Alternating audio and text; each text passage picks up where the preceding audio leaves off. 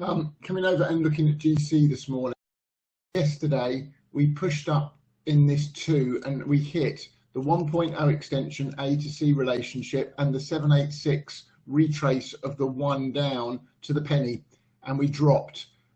Overnight, we've come up and hit the 786. I want to see this take out 1232 and then 1224.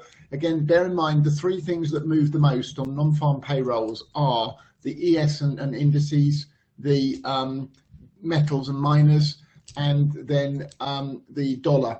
So those are the 3 things that I'm going to be watching this morning as that we get the non-farm payrolls in about 10 minutes time.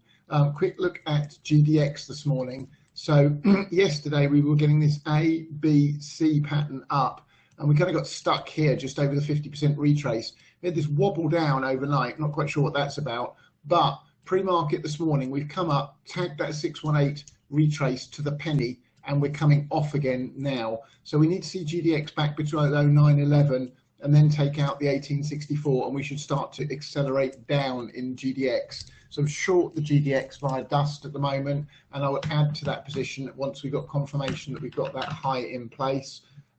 Silver, meanwhile, as long as we stay below 14,880, this counts valid, but I've got a suspicion we might see one last push higher in silver to finish a 5-wave structure up off this low here, or even a 1, 2, 3. We get a deep 4 and a 5th. So this is the A, B, C. It's more correctly a WXY as I had it until the other day. But watch 1488, sorry, in silver this morning as we get the non-farm payrolls coming out.